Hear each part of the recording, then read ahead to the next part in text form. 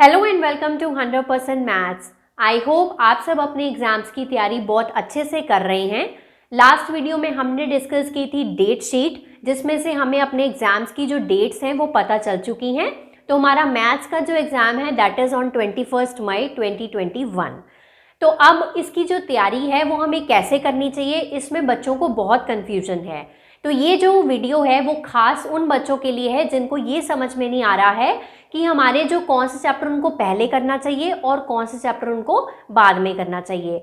तो इस वीडियो में हम डिस्कस करेंगे what should be the sequence of chapters to follow for your revision process.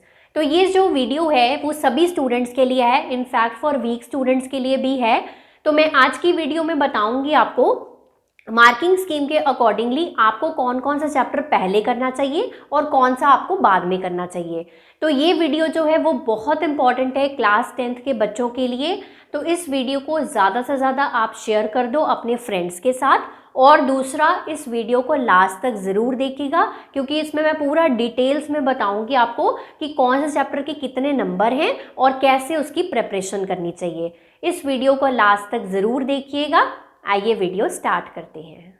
तो सबसे पहले बात करते हैं हमारे पूरे मैथ्स की सिलेबस में हमारे पास 15 चैप्टर हैं, ठीक है, स्टार्टिंग फ्रॉम रियल नंबर्स और जाते हैं प्रोबेबिलिटी तक, ठीक है। अब यहाँ पर ये जो यूनिट्स हैं 7 यूनिट्स हैं टोटल हमारी बुक में, ठीक है। अब जिसमें से सबसे पहले है हमारे पास नंबर सिस्टम्स की यूनिट रियल नंबर्स, उसमें एक ही चैप्टर इंक्लूडेड है that is your chapter number 1। अब आप देखो इसके जो 6 मार्क्स हैं वो 6 मार्क्स हैं। 6 मार्क्स का पेपर जो है वो रियल नंबर्स में से आपको आएगा। अब आपका जो यूक्लिड डिवीजन लेमा था, यूक्लिड डिवीजन एल्गोरिदम था, डिफ़िकल्ट चीज़ें जो हैं वो ऑलरेडी इस सेशन के लिए डिलीट कर दी गई हैं। तो रियल नंबर्स में से मेरे ख्याल से कुछ भी जो है वो डिफ़िकल्ट नहीं रहा है। एक तो हमारे पास फंडामेंटल थ्योरम ऑफ अरिथमेटिक है और दूसरा रैशनल नंबर्स और इरेशनल नंबर्स का कॉन्सेप्ट है। बस ये 2 ही टॉपिक्स हैं जिनके बेसिस पे ये रियल नंबर्स चैप्टर है। तो ये 6 मार्क्स जो है वो सबसे पहले आप जो है इसके पूरे कर सकते हो, पक्के कर सकते हो, ठीक है। उसके बाद सेकेंड यूनिट है अलजेब्रा, ठीक है।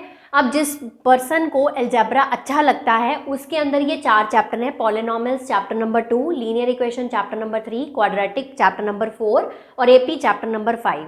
ये टोटल जो 4 चैप्टर्स हैं वो 20 मार्क्स के आने वाले हैं। तो जो बच्चों ने पास होना है वो ये अलजेब्रा का जो 4 चैप्टर हैं वो ये ज़रूर करें। इसमें से काफ़ी चीज़ें जो हैं वो डिफ़िकल्ट पोर्शन जो है वो डिलीट कर दिया गया है।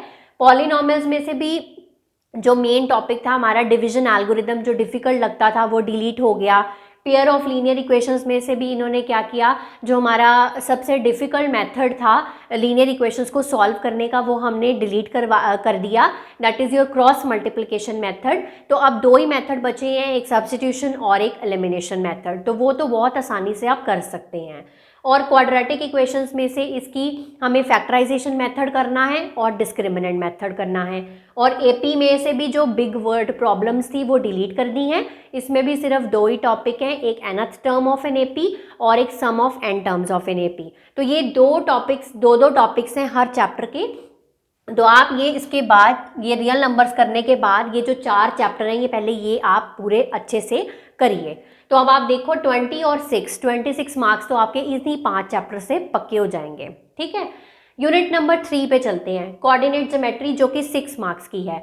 उसमें भी एक टॉपिक डिलीट कर दिया गया है, एरिया ऑफ ट्रायंगल। वो डिफ़िकल्ट था, फॉर्मूला भी बहुत बड़ा था उसका, वो डिलीट है।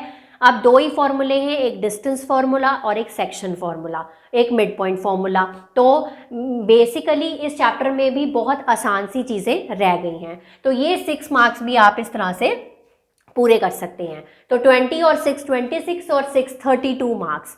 तो बेसिकली आप 3 यूनिट्स भी अगर अच्छे से, मतलब टोटल 4 और 5 6 चैप्टर्स भी आप अच्छे से कर लेते हैं तो भी आपके जो 32 मार्क्स हैं वो कहीं नहीं जाएंगे, ठीक है।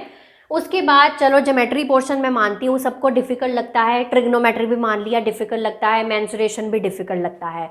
लास्ट यूनिट नंबर 7 पे ध्यान दो, इसमें है स्टैट और प्रोबेबिलिटी। स्टैट और प्रोबेबिलिटी तो अब बहुत क्लासेस से 8th 9th दोनों क्लासेस से पढ़ते आ रहे हैं। तो मेरे ख्याल से आपको प्रोबेबिलिटी में कोई प्रॉब्लम नहीं होनी चाहिए। वीडियोस बहुत सारी पड़ी हैं यूट्यूब पे, तो आप बहुत सारी वीडियोस, बहुत सारी बुक्स में से क्वेश्चंस को प्रैक्टिस कर लो। इसमें मार्क्स जो है वो लूज़ मत करना। दूसरा है स्टैटिस्टिक्स, इसमें जो ओगिव्स थे, मोर देन ओगिव, लेस देन ओगिव, ये ऑलरेडी ये वाला पोर्शन डिलीट कर दिया है। तो इसमें मीन, मीडियन, मोड 3 ही फॉर्मूलेज हैं और इसमें स्टेप डेविएशन मेथड भी डिलीट कर दिया जो कि बहुत लंबा मेथड था टू सॉल्व फॉर मीन, वो भी हमारा डिलीट हो चुका है। तो इसलिए मेरे हिसाब से ये स्टैट और प्रोबेबिलिटी जो चैप्टर है वो भी आप आराम से कर सकते हैं। तो देखो ये 11 मार्क्स में है, तो ये जो है अपनी मिस्टेक्स की वजह से इसको लूज़ मत करना। तो आप खुद देखो 32 मार्क्स मैंने यहाँ से बनाए थे 3 यूनिट से और यूनिट नंबर 7 के 11 मार्क्स, तो 43 मार्क्स का जो पेपर है वो आपका इसमें से आता है। तो 43 मार्क्स में से आप खुद सोचिए जो वीक स्टूडेंट्स हैं वो आराम से ये सारे चैप्टर करके, ये 6 ये और 2 ये 8 चैप्टर भी अगर आप अच्छे से कर लेते हैं, उसमें कमांड ले आते हैं, तो 43 मार्क्स आपके पक्के हैं। अब इसके बाद आ जाओ ट्रिग्नोमेट्री पे। ट्रिग्नोमेट्री आती है 12 नंबर में, जिसमें कि 2 चैप्टर होते हैं, एक ट्रिग्नोमेट्री सिंपल वाली और एक हाइट्स एंड डिस्टेंसेस जिसमें स्टेटमेंट्स होती हैं। अब जो ट्रिग्नोमेट्री चैप्टर नंबर 8 है उसमें मैं आपको सजेस्ट करती हूँ, ट्रिग्नोमेट्रिक आइडेंटिटीज आपको डिफिकल्ट लगती हैं, छोड़ दो, चलो एक पॉइंट पे हम कहते हैं उसे छोड़ देते हैं। टी रेशोज और ट्रिग्नोमेट्रिक टेबल, ये 2 टॉपिक्स तो आप बहुत अच्छे से कर सकते हैं, तो ये 2 टॉपिक्स में अपनी कमांड ले आइए, ठीक है। 12 नंबर में से कोई 3 या 4 नंबर तो आपके पक्के हो ही जाएंगे ना, ठीक है। इसलिए उसके बाद आता है Heights and distances chapter number 9। इसकी मैं सजेस्ट करूंगी कि आप एनसीईआरटी बहुत अच्छे से कर लो, उसी के बेस्ड पे बहुत सारे क्वेश्चंस होते हैं।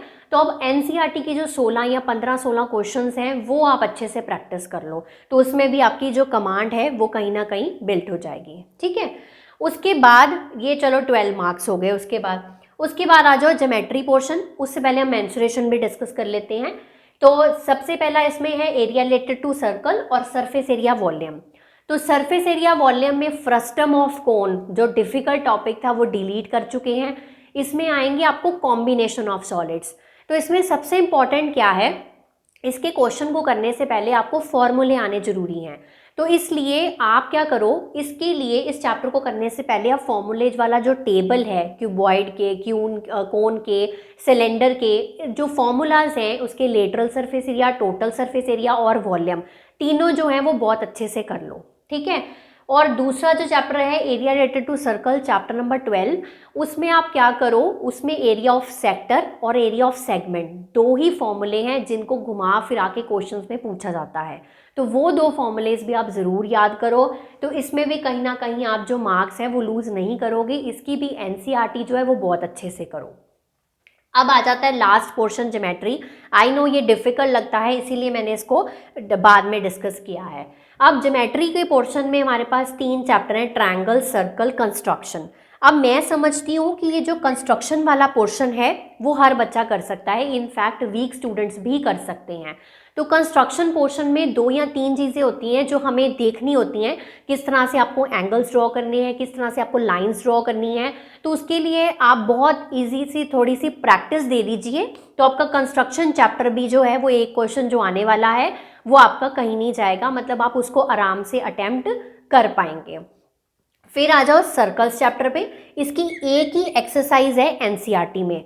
तो अगर मैं समझती हूँ कि सर्कल्स की आप एनसीईआरटी भी कर लेते हैं तो भी कहीं ना कहीं आप जो क्वेश्चन को अटेम्प्ट करने के कैपेबल हो जाएंगे, तो इसमें भी आपके कहीं मार्क्स जो हैं वो नहीं जाएंगे। और लास्ट में आता है ट्रायंगल्स चैप्टर। इसमें उन्होंने डिफ़िकल्ट थ्योरम्स जो हैं वो डिलीट कर दी हैं। इसमें आपको सिर्फ बेसिक प्रोपोर्शनैलिटी थ्योरम का एक छोटा सा फॉर्मूला और पाइथागोरस थ्योरम अप्लाई करनी आनी चाहिए। मोस्ट ऑफ द क्वेश्चंस जो हैं वो बीपीटी और पाइथागोरस थ्योरम के ऊपर ही पूछे जाते हैं। तो अगर आपको पाइथागोरस थ्योरम आती है तो उसमें काफ़ी सारे क्वेश्चंस हैं और आपको इसकी एनसीईआरटी ज़रूर करनी चाहिए। तो बेसिकली जो ज्योमेट्री पोर्शन अगर आप कहीं और से नहीं कर रहे हैं तो उसका एनसीईआरटी पोर्शन ज़रूर कर लो। सो आई होप अब आपको क्लियर हो गया होगा कि कौन सा चैप्टर आपको पहले करना चाहिए और कौन सा बाद में करना चाहिए। ये आप लोग अपने आप डिसाइड करिए कि अपनी कैपेबिलिटी के हिसाब से आपको कौन सा चैप्टर पहले करना है और कौन सा आपको बाद में करना है। ये स्टूडेंट टू स्टूडेंट वेरी करेगा, क्योंकि आप कितना टाइम दे सकते हैं, कितनी चीज़ें आपको ऑलरेडी आती हैं और कितनी चीज़ें आपको तैयार करनी है, ये आपको ज़्यादा पता है। इसीलिए आप अपने आप डिसाइड करिए कि कौन सी चीज़ आपको पहले करनी चाहिए। मैं तो सिर्फ सजेशन दे सकती हूँ बाकी जो डिसीजन है वो सिर्फ आपका ही रहेगा। तो ऐसे और इन्फॉर्मेटिव वीडियोस पाने के लिए आप हमारे चैनल को सब्सक्राइब जरूर कर लो और बेल आइकन को भी प्रेस कर लो, ताकि जो न्यू वीडियो आती है उसकी नोटिफिकेशन आप तक सबसे पहले पहुंचती रहे। और इस वीडियो को ज़्यादा से ज़्यादा शेयर कर दो। अगर वीडियो अच्छी लगी है तो इसको लाइक ज़रूर कर देना और मुझे कमेंट सेक्शन में कमेंट कर ये ज़रूर बताना कि आज का वीडियो आपको कैसा लगा और आगे आने वाले वीडियोज़ में आप और क्या देखना चाहते हैं। Have a nice day.